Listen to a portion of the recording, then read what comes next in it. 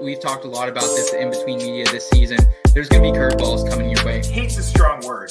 I dislike Kirk Cousins more than probably any other quarterback in the league. I get a little bit of that rookie-itis, I would have said, I would love some of what you're smoking. Even though I'm straight, I'm still stuck between an interpretation, what it all means. Can I make a difference for something different? My mind in prison, then I saw the vision. Played the field, it's no competition. Found success through the repetition. If it's impossible, stick to the mission. I'm just cruising through, on my way to get it. I found myself somewhere in between. Yeah, I found myself somewhere in between. Found myself somewhere in between. Yeah, I found myself somewhere in between. The In Between Fantasy Football Podcast. So one thing that really sets us apart here is we're not afraid to talk about other things that maybe aren't super fantasy related. Do what you can to become a better person, to become a better human. All right. Welcome into another edition of the In Between Fantasy Football Podcast, the podcast for you, whether you want to maximize your life or your fantasy football life. It's Wednesday, April 21st, roughly 1 week from the NFL draft. We have a very special show coming for your way tonight. We're going to be previewing the draft a little bit later on. We're going to be talking about some sleepers later on, some day 2, day 3 prospects that we're kind of digging here about a week out. But first, we will be continuing our off-season session series. We're going to hear from an inspiring upcoming fantasy football content creator, a couple of our best friends in the industry. Really excited to have him on. But before that, you can always find this show on Twitter, Facebook, YouTube. We're here every other Wednesday in the off-season. The audio version then will drop on Friday, wherever you listen to your podcast, Apple, Spotify, Stitcher. I'm your host, Seth Woolcock, joined by my usual band of brothers, Nate Polvo, chilling out in Colorado, and my guy, Scott Rainier, sleepless in Seattle, as always. What's up, boys? What's up, man? How's it going? Hi, Seth. Hi, Nate. Hi, Scott. Hi, Seth. Excited to have you guys back in. Crazy to think we're already season 3, episode 6. We have a crazy packed episode for you. So why don't we just go ahead and bring on our guest, none other than the man himself, Charlie Herrman, aka Herms. You can find him as a content creator and the chief editor of The Lateral. He's also with 14 Personnel Pod and the funny guy over at Run Boys. Herms, what's up, brother? Howdly doodly, everybody. I'm Herms. You can find me a lot of different places, like he said. And I'm really excited to be found here right now. Woo! We're excited to have you, dude. I think this has been a long time coming. You've been a big supporter of ours, one of my homies for quite a while now. Like, good to have you here, man. It's so great to be here. Oh my gosh, you're all so nice. Oh, God, I feel all tingly. That's kind of... For everyone watching, man, why don't you let us know where we can find you on the interweb? You don't need to throw out your address at all, but if you want to give up your location a little bit, where you're joining us from today, how old you are, kind of just those basic facts that you get asked on just about every fantasy football podcast you join. Well, I'm Herms. You can find me on Twitter at HermsNFL and nowhere else. I don't want you to find me anywhere else. Then I'm coming from the great state of Maryland. Shout out, crabs, crab cakes and football. That's what Maryland does. That's and Old Bay hot sauce. And Old Bay hot sauce. I mean, dude, I will, because I mailed Nate some and dude, dude. It's so good. Oh my God. Because Old Bay already by itself, great. Hot sauce already by itself, great. But when you merge the two, dude, I'll tell you what, man. I smothered some scrambled eggs with that stuff last night. Whoo, it was good. Oh, shit. Oh, yeah. So shout out Maryland. Shout out Crabs. Shout out Old Bay. I'm 25. So there you go. There. That fun fact. That throwing that other answer out that you asked for. So, hey now. Awesome, Herms. We appreciate you joining us tonight, man. And while you're 25 right now, I want to go back to the very beginning, man. Start this interview off with a question you might not get that much, man. How was your upbringing in the great state of Maryland there. And what was it like growing up, man? Oh, I mean, I live in a tiny place, pretty close to the railroad. So, as we all know, it's not really a huge part of the economic backbone of America anymore. So, I mean, where I went to middle school and high school and stuff, I mean, like there was a pretty distinct difference between the, some of the more like haves and have-nots and whatnot. Like, thankfully, I'm fortunate enough to have the privilege that I do. But at the same time, like, I don't know, it's an interesting place. It definitely taught me a lot. It's the reason I became left-leaning. But I definitely learned a lot about, I don't know, I guess I would just say like minding your own business, because like when there aren't that many people around, it's always just like, oh, well, what are they doing? What are they doing? Just nosy people doing all this stuff, getting kind of rude sometimes and all that. And it's just like, like, I don't know, just like do your shit, be nice to other people, like, whatever. Like, I don't know, there's no need to be a jerk, whatever. Like, I don't know. Cool place. I'm glad to be from where I'm from, but at the same time, it's, less than ideal for some of my principles and beliefs, but is what it is. You don't really get to choose that. But I don't know. As far as how my upbringing went, I mean, like, pretty cool. I mean, like, my parents are great. I got 2 brothers. We have, a lot of fun doing stuff. We used to have a lot of fun doing stuff, playing baseball, doing all that. But like, I don't know. I was a very weird kid. Shocker, I know. And like, making friends was really, really hard for me for a long time. And I remember it really, really affecting me when I was younger. Like, there was one time in particular, I think I was either in like 2nd or 3rd grade. Like, we had just moved to a new house outside of like the neighborhood where all the kids were, kind of out in the middle of nowhere. So like, it was already kind of isolating a little bit. And then like, my one friend that would always sit with me at lunch inexplicably decided to go sit with, other people. So, like, for a few days there, I was just like eating alone and I didn't really understand why. And I remember like one night I was just like violently crying myself to sleep, just being like, why won't anybody sit with me? Why won't anybody talk to me? And like, I don't know. But eventually I decided, just to kind of embrace who I am a little more and just like go for it. And like, I did Cub Scouts and like, that was really fun. And through that, I ended up auditioning to do a musical out of nowhere. And I had nothing prepared. I'd never done anything like that before. And they just gave me the lead. And I was like, oh, woo. Damn. So like, so I started doing that stuff. And, through that, I guess I gained a little more confidence just to be like, hey, look, okay, like, I'm weird, but I'm goofy. So I should just maybe do that openly and we'll see how that goes. And then, other stuff happened. Got super into things I probably shouldn't have been into. Shout out punk rock. But yeah, I don't know.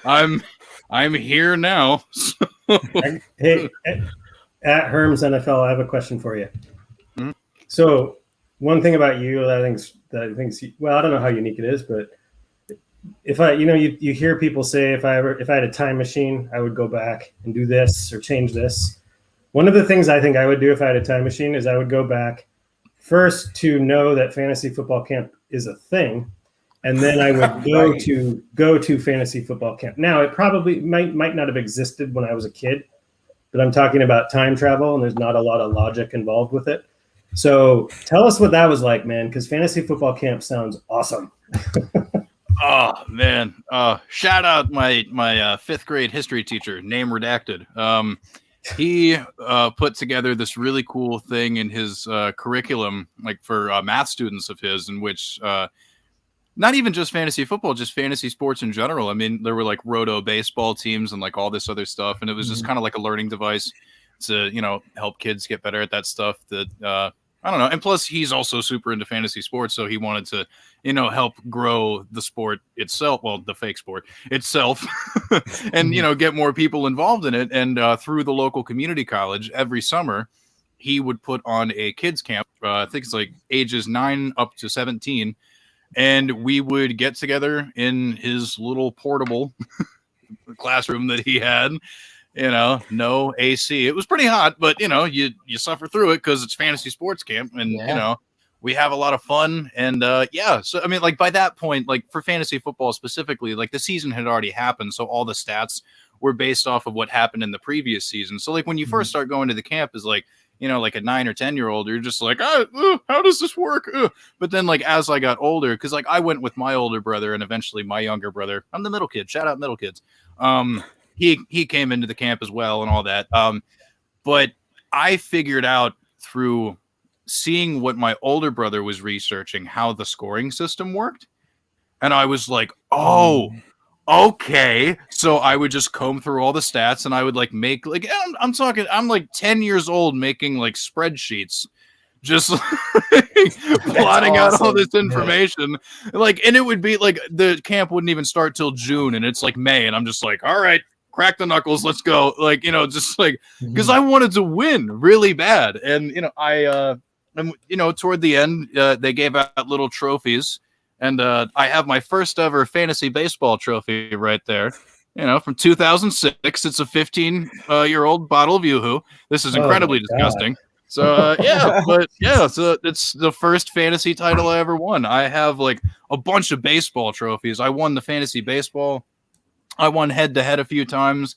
I won the roto a few times. And then there were also like little bonus games that he would have us do with like historical seasons and stuff, so we'd have to go back and like learn about the different eras and figure all that out. And like I won everything. I won fantasy baseball, basketball, hockey, golf, but I didn't win fantasy football, and it just destroyed me. It annoyed the heck out of me.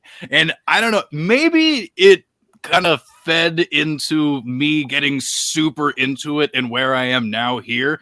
Perhaps I'm just trying to, compensate for some like, youth failure, but I've won more than a few titles at this point, thankfully. So it's just like, finally suck it, all those kids at camp. Like, yeah. So I don't know. I got started playing way earlier than a lot of other people do. So when I started entering like competitive leagues for money and stuff, like I was already like really good from the get-go because like I knew how to research.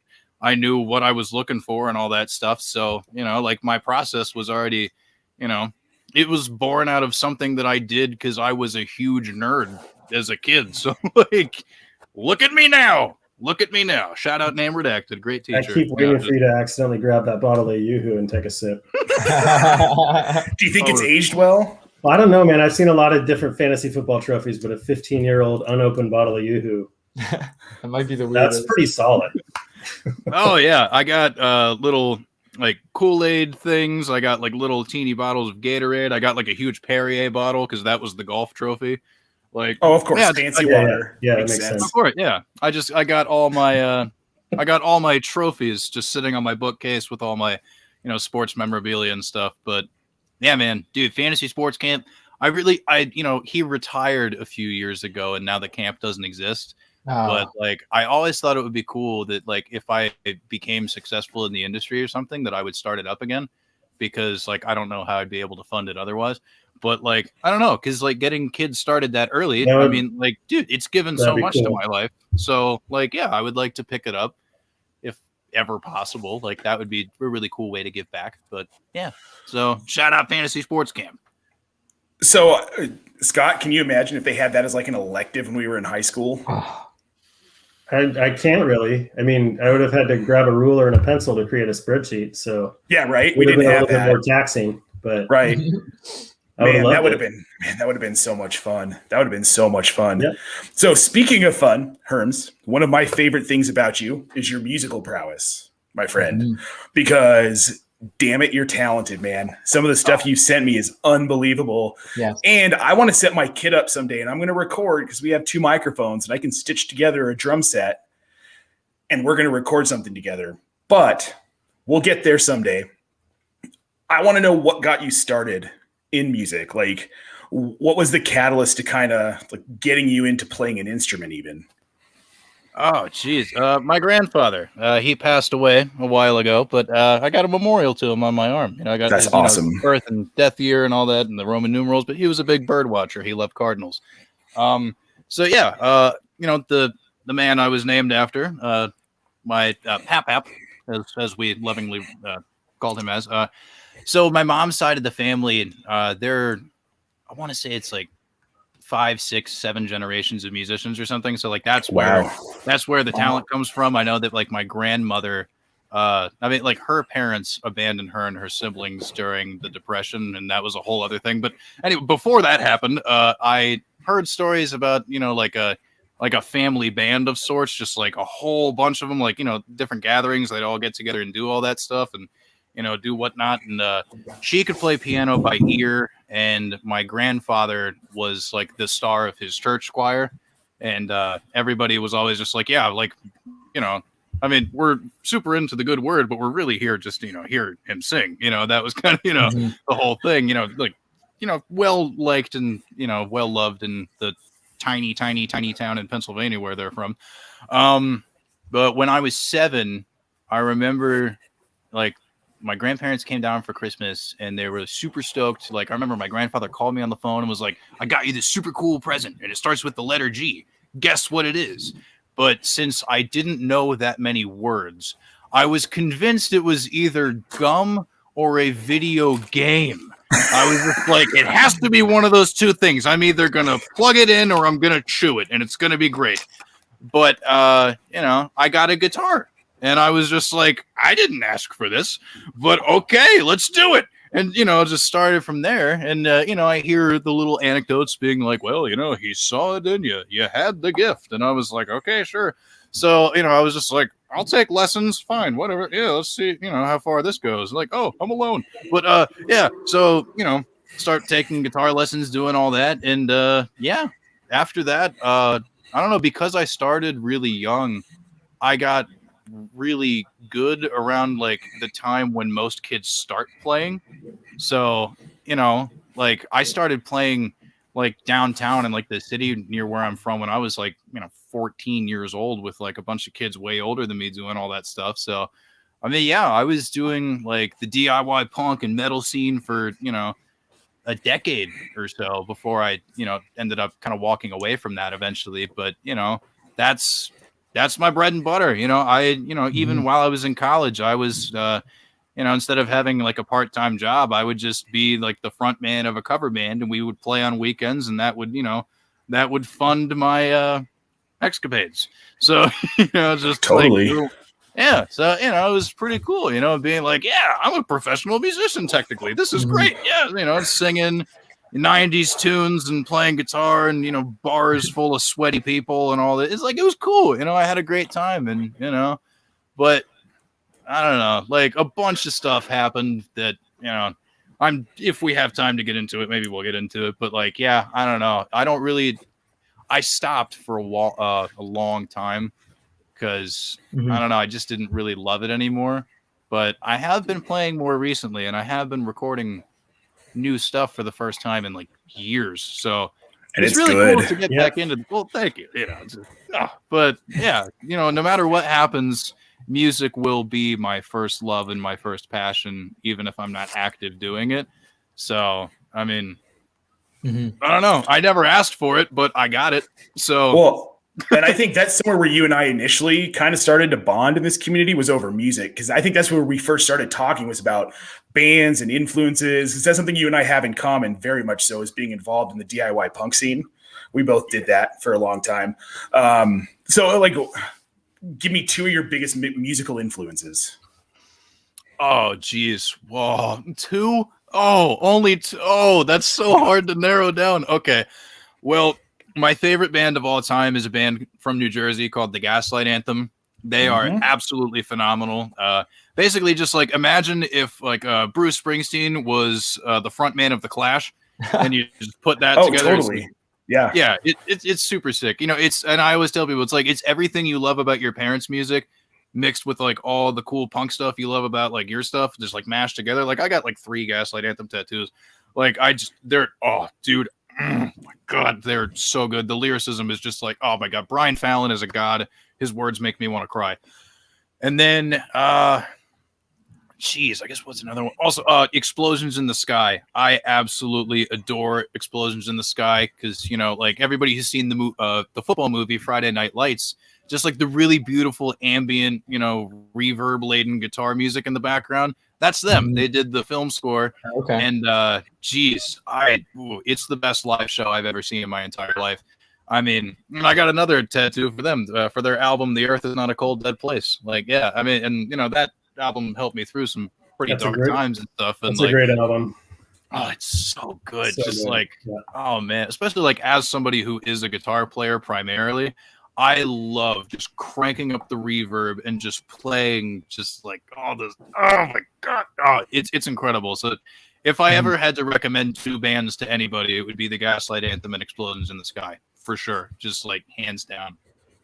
Awesome. So Herm, speaking, Nate mentioned you guys kind of bonded over music. I remember you and I had some conversations that were really, really interesting. Just kind of about doing things a little differently in this space, not necessarily following the typical formula. And so that comes through with your work at the Lateral. So what kind of inspired that kind of lateral, sideways, whatever you want to call it, approach for you and McLateral? Well, also look, shout out my boy Malcolm at McLateral FF. I went to high school with his brother. We were in the same grade, so I became friends with him by association and like all that stuff. Like, near and dear to my heart. I've known that family forever. They're wonderful. But yeah, dude, I don't know. When it comes to just like doing sideways stuff and doing all this other stuff, like I'm kind of a weird, zany person because, like I had alluded to the fact I was kind of like a weird, awkward child or whatever. And then, there was always something off about me and I never knew why. And it was always very strange. And then, through a series of unfortunate events, boom, I have type 2 bipolar disorder. So anything I do is going to be a little, different than what you expect from other people. Because, like, I don't know, like me and like around 10% of the population are like, it's wired a little different up in the noggin. So, like, I don't know. It's just, I only know how to be this way. So whatever way I process and understand things is the way that I'm going to try and explain it. And hopefully stuff I say makes sense. And if it doesn't, then, well, hey, there are, plenty of smart, coherent people that can explain things to you. But, if you want something a little kind of off the wall and whatnot, I mean, hey, hit up your boy Herms because, that's just, I don't have a choice. This is the way that I am. I can treat it, but I'll never be able to cure it.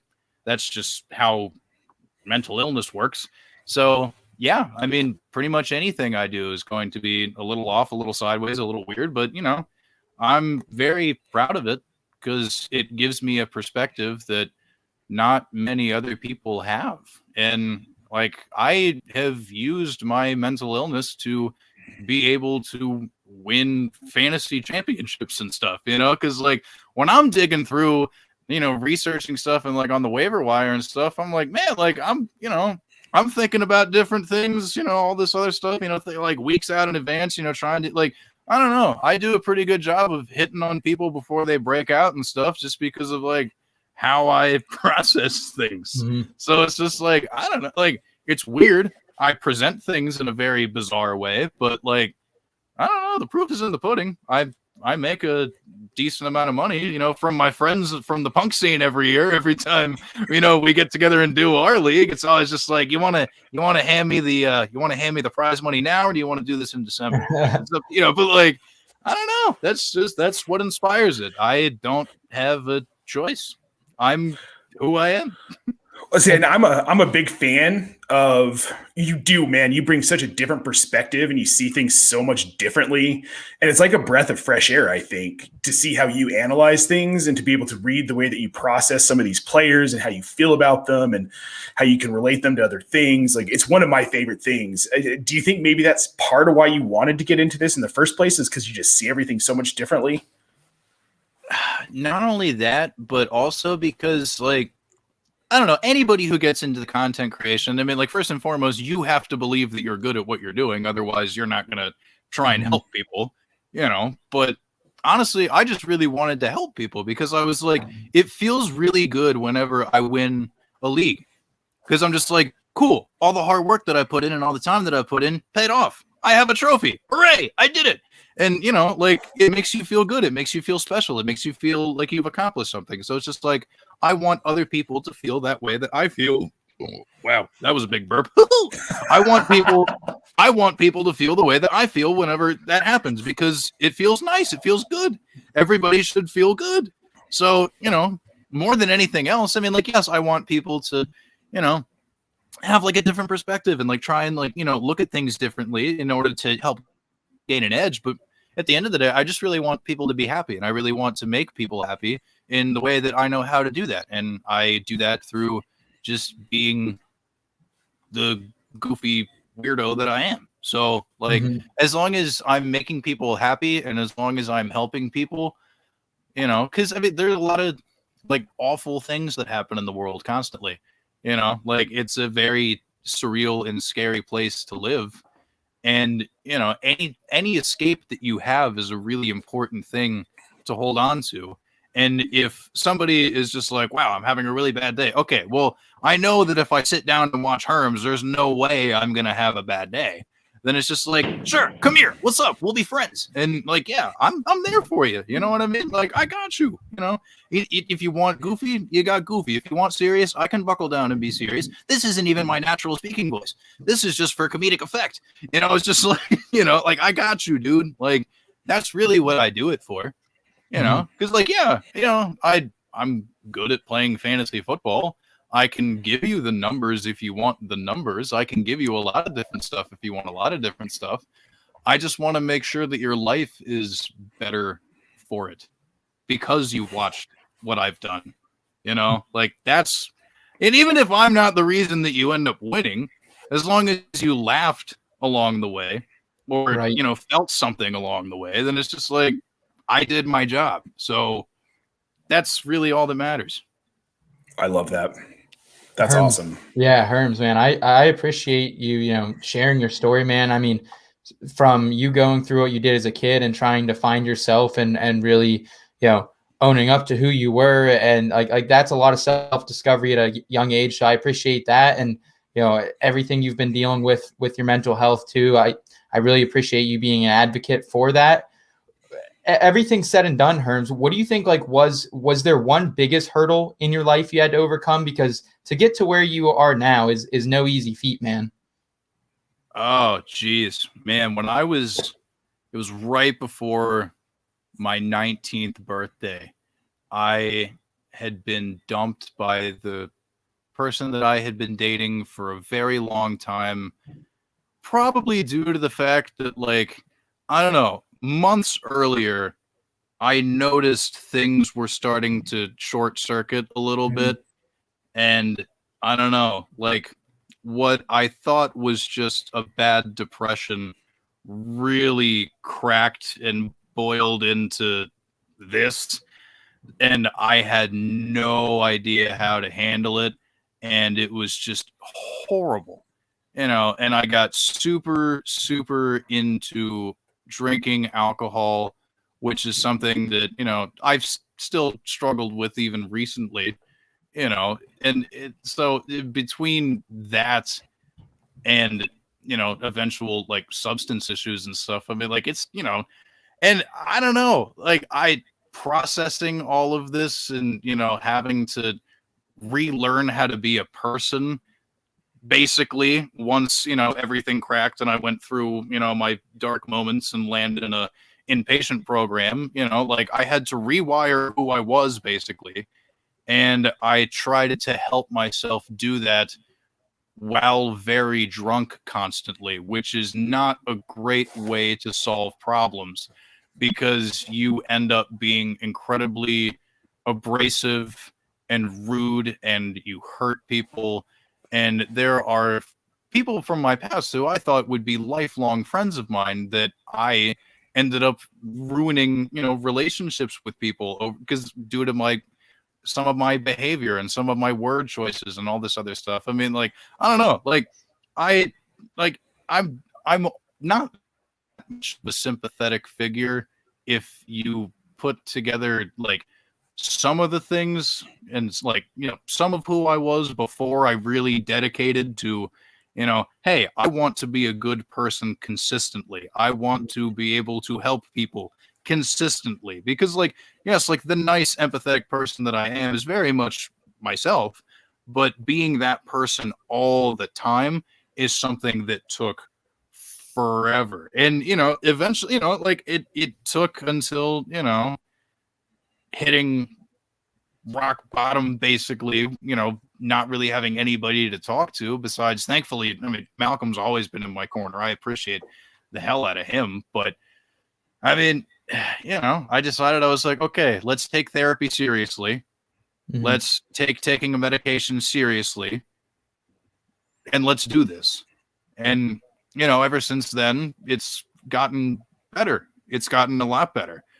But, you know, there's still struggles that I have with it. And, like, it is what it is. I've had to learn how to, if I want to enjoy a drink or two, I have to do so in moderation. I only drink like one or two things that I know the specific alcohol content of. I know when to stop it. I have hours. I'm just like, if it's past this hour of the day, I won't do it, blah, blah, blah. I'm very regimented. Like, I don't know. I'm an insane person. It is what it is. But, like, yeah, just overcoming having to relearn how to function and, you know, picking the wrong things to help me do that. That's definitely been the biggest thing I've had to overcome. And, like, you know, I think somebody said something earlier about, like, if you could go back and change certain things. It's like, if I were ever presented with that option, I don't know that I would change anything, despite the fact that I needlessly hurt people and did all this other stuff, because regardless of all of that bad stuff, I did end up here and I am okay now. And I think it contributed a lot to the content of my character and a lot to, you know, just the empathy within me that I possess, that I am able to consistently put outward and give to other people now. So, I mean, you know, I'm the type of dude who unfortunately has to learn lessons the hard way. But I'm glad that I've learned more than a few the hardest way, because I'm sure as shit not going to forget it now. So, I mean, hey, you know, like, Herms is an anti-hero. Basically, that's kind of how I would put it. You know, it's just like, as much credit as I want to give myself, you know, like, I don't deserve too much. But, you know, I'm glad to be who I am now, if that makes sense. You know, like, not super proud of everything, but at least I'd like to think I'm a good person now. So, go ahead, Scott. No, I'm going to quote Herms here real quick and say, I dig the vibe.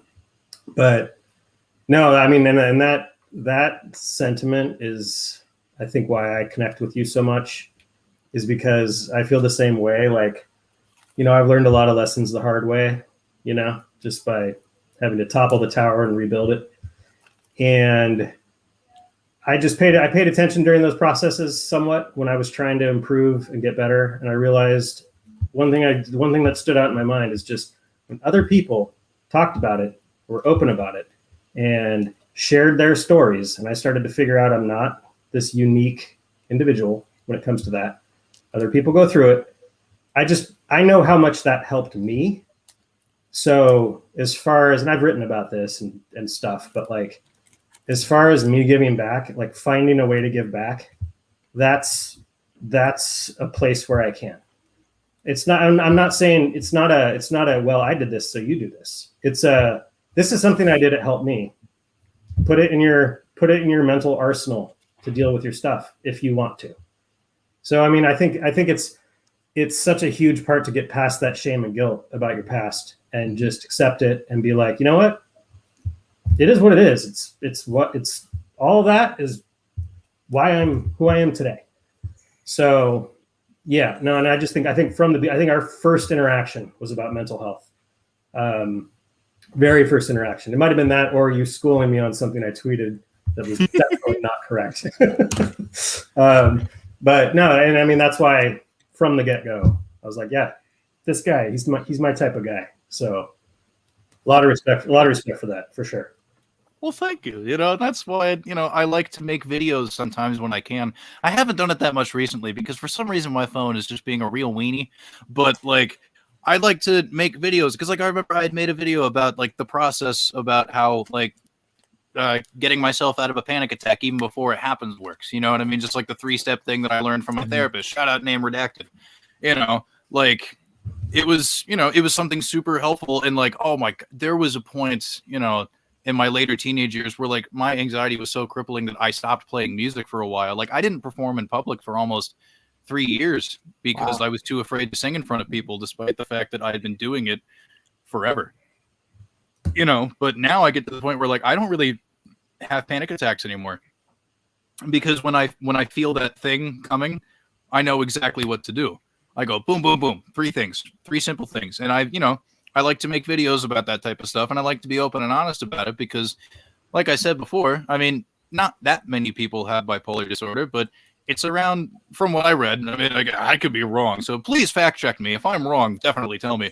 But it was around, like 10-ish% of the population. And like, look, there are a lot of people in the world, so that adds up. There are a lot of people who feel certain ways and do certain, and like I told myself, like whenever I find out whatever's going on up here, once they give me a name for it and start explaining like all this stuff, I am never going to shut up about it because I spent like 18, 19 years saying absolutely nothing. And look at how that ended up.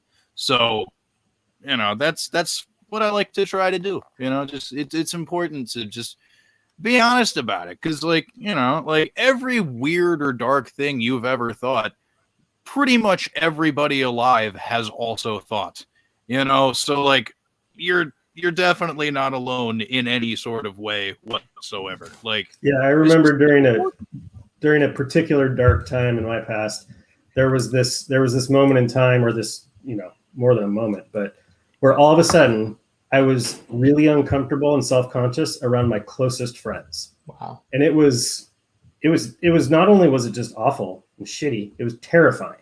Right. Mm-hmm. And for the longest time, I never even said anything about it. I was like, oh, I can't tell anybody about that. But it's like, okay, for one, it's not going to hurt me any to say it out loud. What's going to happen? But 2, if there's anybody out there that ever experienced that and was like, oh God, I must be the only one, then, and it helps, then it's all worth it. It's like, I don't know. It's a problem.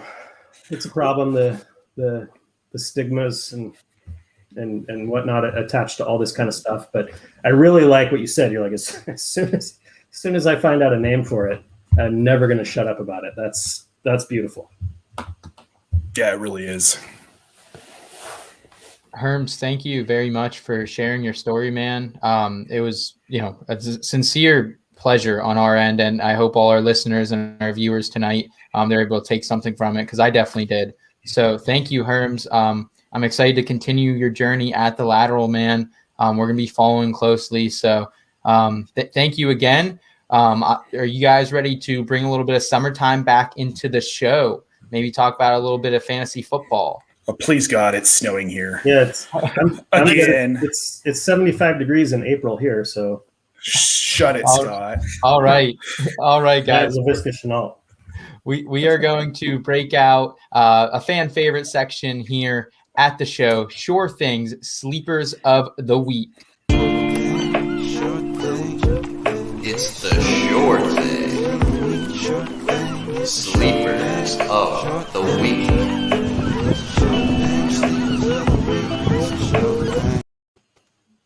All right. Sure Thing, Sleepers of the Week. Shout out to our boy Third and Short for that awesome video drop. We appreciate that, Third. He's out here killing it, man. Just killing it. Just killing it. Absolutely. National treasure for sure.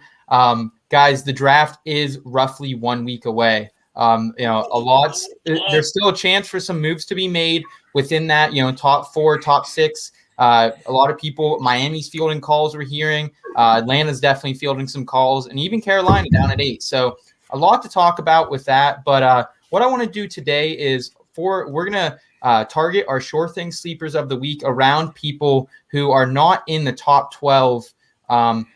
For your rookie rankings. They're not going to be in the first round of most super flex leagues. They're not going to be the guys that we've been talking about all offseason already. So, Herms, you are our guest man. Do you want to kick it off? I'll let someone else go out of courtesy to the in-between gang. Scott, why don't you start us off? Sure, I'll go first. Okay, so we kind of broke this into kind of a higher level sleeper, and then what did we call it? Surface and deeper shore sleeper of the week. So my surface level one. So this is breaking the rules a little bit. This guy's definitely been talked about. He's dancing around the end of the first round, but he's currently a second rounder. His last name's Moore. He's undersized and he's a slot receiver, but it's not. It's Elijah Moore. I'm a fan. There's Rondale Moore, of course, and I'm also a fan of his. But it's kind of ironic. There's two Moores that are undersized. They're slot receivers right around the same general place in the draft. You have to be specific when you just say Moore.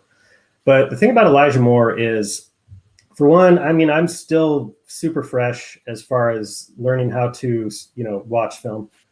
So I still kind of rely a little bit on my gut, on just kind of my eye test, what is he, does this person jump off the screen to me or not? And Elijah Moore, he jumps off the screen to me. He's undersized, but I don't really buy into that too much. He's got a bunch of other metrics where he's up in that 80th, 90th percentile. He's gotten some comparisons to Tyler Lockett. And various others. He's a little bit difficult to compare or find comps just because of his size. But I think, Rondale Moore gets a lot of the attention, but I think Elijah Moore could be a sneaky steal. And right now he's dancing around early day 2 as far as the NFL draft goes. Yeah. I've seen him mocked anywhere from, the Bucs at 32 into the early second round. I mean, you've got teams that need slot receivers. You've got, the Raiders. I'm sorry, but he's better than Hunter Renfrow. You've got the Dolphins. Let's see, who else? The Panthers. Curtis Samuel's gone. They could use a slot receiver. So I think as a second, third round pick for an NFL team, I think he could be somewhat of a steal. Again, I'm not knocking him. Let me see. What was he? Hold on, I got it. I have stats and stuff.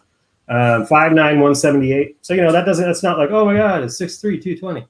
But 40-yard dash at 4.4, breakout age at 19.4, which is exactly the same as CeeDee Lamb. Again, you can't look at any of these metrics by themselves. He's not CeeDee Lamb just because he has the same breakout age. His cone drill was in the 90th percentile. I mean, he's got some of those metrics. And again, like I said, I'm new at the film stuff, but he looks completely legit on film. He's fast. He runs good routes. He catches the ball.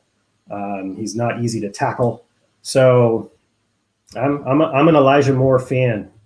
So that's my surface level. He's kind of right around that range. That isn't really much of a sleeper, but he hasn't been talked about as much as your Chases and your Waddles and all those guys. Right. So as far as my deeper shore, I'm going with Kylan Hill, running back. This is one of those guys, again, I talk about gut feeling. I talk about just eye test stuff because he doesn't really have a bunch of metrics from his pro day or any of that just jump off the page. He's not really up in the 80th, 90th percentile in any of it. So I'm not really basing it on that. He's a pretty late round draft pick in the mocks I've seen. He's not going second, third round. He's going later than that. But him and my other guy is Chuba Hubbard, who I'm higher on than most. But Kylan Hill, I watched his tape. Again, I don't know what I'm doing, but man, he looks like an NFL running back. He looks like a potential 3-down NFL running back.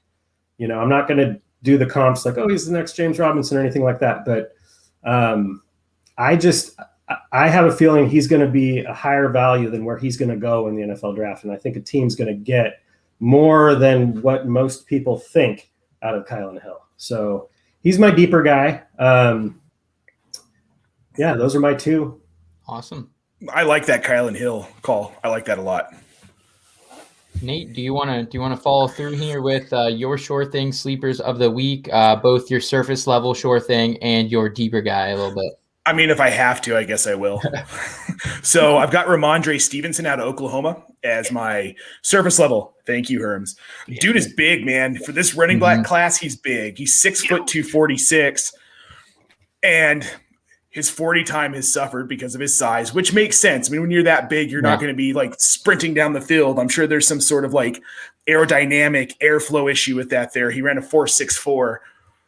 But there are other backs in the league, in the NFL, who have been successful at his size. Think about a guy like Christian Okoye, and he didn't have a ton of speed, but he's a bruiser. And he was in that like 90th percentile in the cone drill on his pro day. He's got surprisingly quick feet. And when he finally had a chance to get out from behind Trey Sermon last season, he only got to play 6 games because of the weirdness of COVID. But I mean, his stats were – so he had – let's go back and look at this here. He had 101 carries for 665 yards and 7 touchdowns in 6 games in 2020. And he's not the sexy guy because he's not fast. He's not Najee Harris. But the dude can ball. And I think he's one of those guys. He's projected like a day 3, day 4 guy, somewhere around there, which I think is crazy. But some of those guys fall deeper into the draft, or like James Robinson didn't even get drafted. And look what he did. Or Phillip Lindsay. People forget Terrell Davis was a 6th round pick.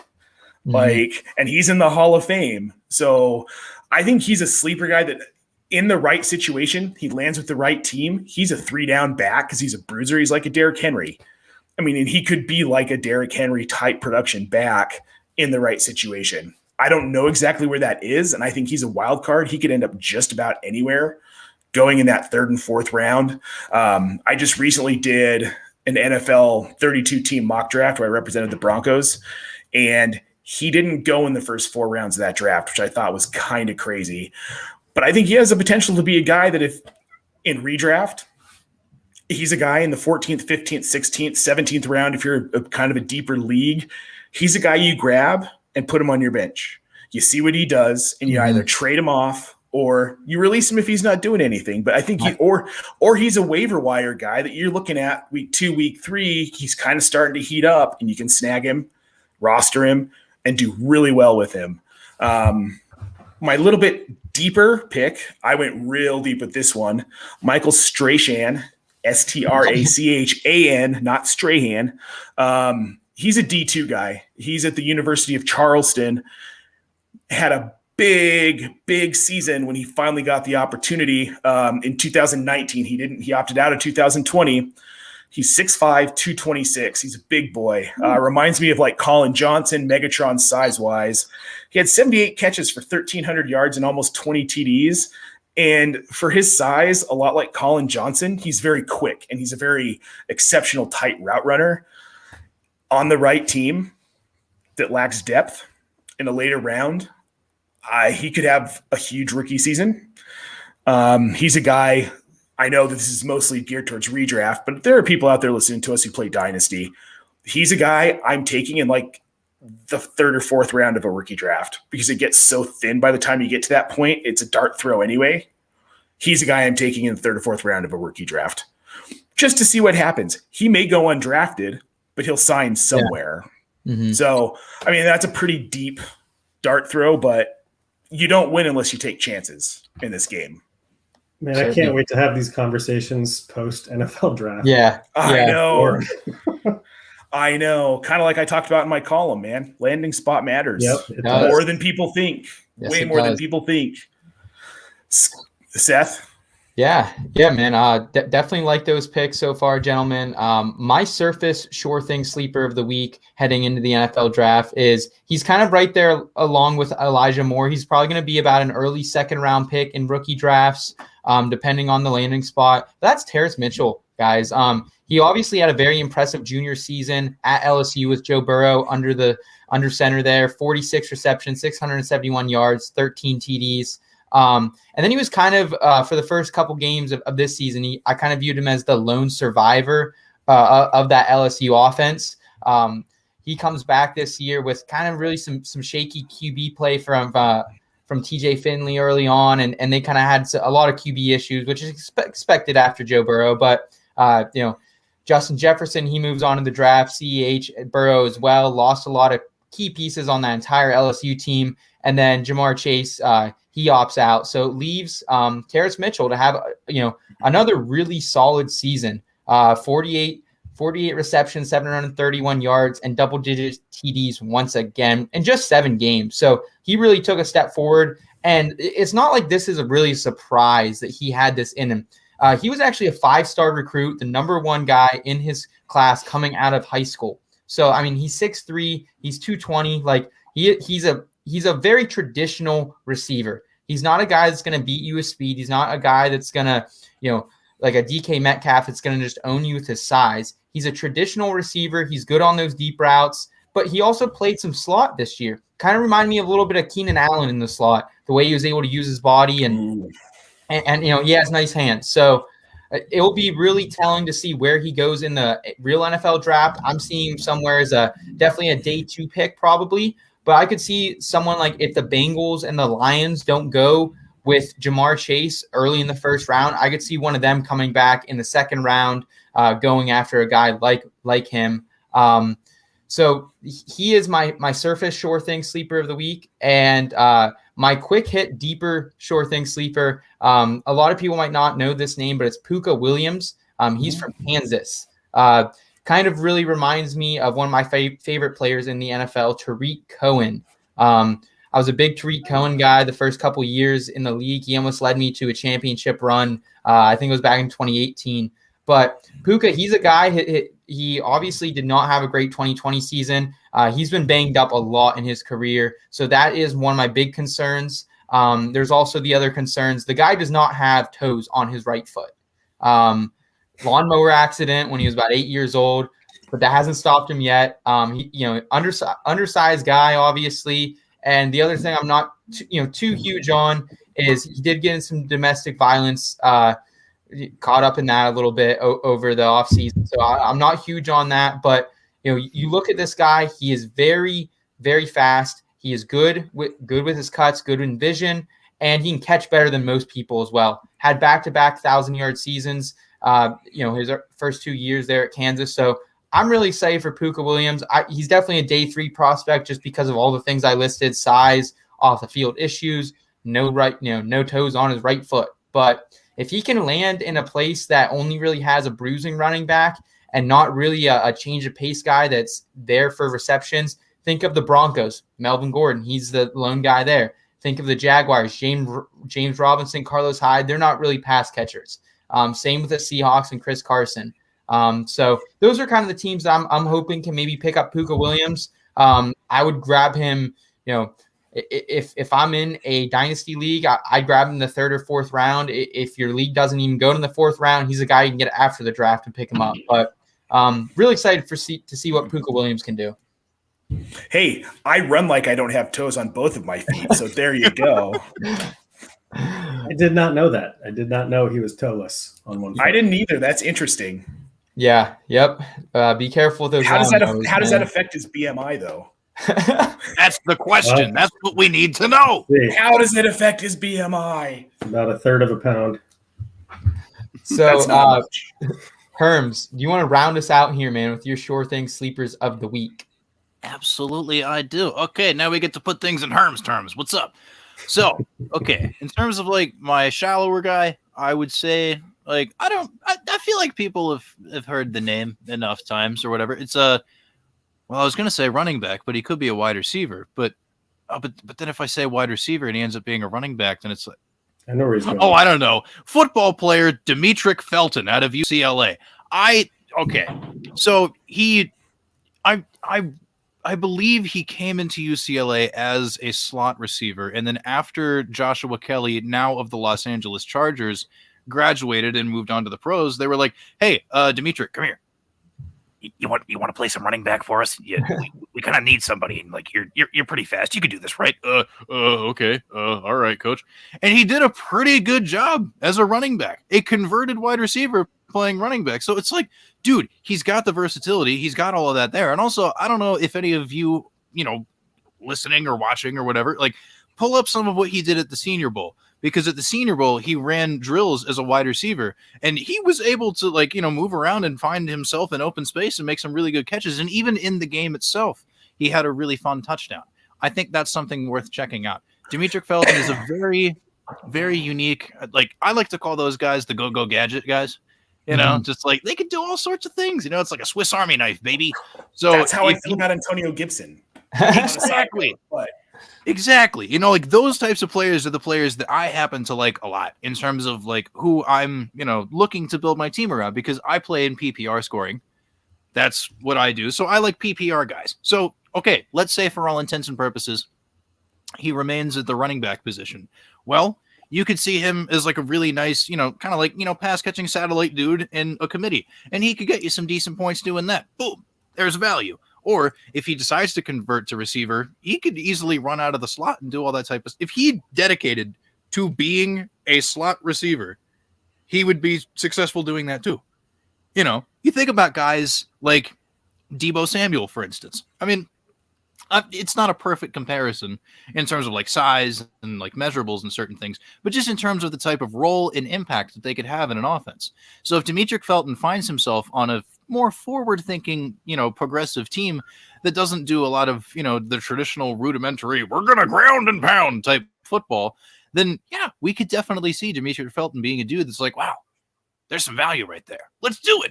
Cool. So that's a guy that I really like. Demetric Felton out of UCLA. Running back, wide receiver, who knows? But as far as like one of the deeper dudes go, I know he's a favorite in the fantasy community. Jalen Darden, wide receiver out of North Texas. This dude, he's so quick. He's so quick. Oh, it's incredible. Oh, man. And also, the cool thing about him is that he was a really big special teams contributor, which is something that coaches at the next level really, really appreciate a lot, and will help you find playing time a lot more quickly. Because, you know, if you're not able to do, I don't know, like there are three parts of the game. Everybody always talks about the two, you know, it's the offense and the defense. It's like, nah, what about the people that do the kicking and the punting and stuff? I mean, like, yeah, that's really important. Coaches care a lot about that. There's a very decent chance he could end up being like a pretty solid, you know, impact, like kick returner, punt returner, doing all that. And it might help him, you know, ascend up the depth chart. And, you know, I have his stats pulled up. Oh, wow. It was really impressive last year. On 118 targets, got 74 receptions, almost 1,200 yards, and 19 receiving touchdowns. I mean, what we need, yeah, exactly. And like, sure, keep in mind the level of competition that he is facing playing at North Texas. Yes, we can all put that in perspective, but that does not change the fact that this dude was dominant. Absolutely dominant. Pull up, you know, if you want to watch a highlight reel on YouTube, go for, just to get yourself a little taste of what this guy can do, please absolutely do so. Jalen Darden is the textbook definition of electric. I am a huge fan. And I'm pretty sure on the Sleeper app, if you play Dynasty, he's not even in the player system yet. He's not even in the pool. So anytime I've done mocks, I can't even draft him. So it's just like, hey, if people aren't paying attention and don't already know about him, they're not going to see his name until maybe it comes time to do your rookie draft. So it's like, dude, get hip with, Jalen Darden. Just like, seriously, get hip. Keep that name in the back of your mind. Whenever he shows up in the player pool, that's going to be really sick. I think you're going to have a good time. We will wait for him to show up in that player pool. Herms, thank you so much, man, for not just bestowing your fantasy knowledge, your sideways look at the game, but also your life story today, man. It was super inspiring, and you know, you definitely gave me perspective. So again, I hope our listeners, I hope our viewers took something good out of that, because I know I did, and I'm sure Scott and Nate did as well. Definitely. Oh, always. Thanks, Herms. Thank you. Thanks, buddy. Oh, you're so nice. Oh. Thank you guys. Nate, Scott, thank you, gentlemen, for being here with me once again. We'll be back in another 2 weeks. We're actually going to break down the aftermath of the NFL draft. So, Scott, you can hang your hat on that, knowing we'll be back in 2 weeks to do that. Herms, thank you so much, brother. Thank you, gentlemen, again. And thanks all our listeners and viewers out there. We'll be back in 2 weeks. And in the meantime, keep it in between, guys.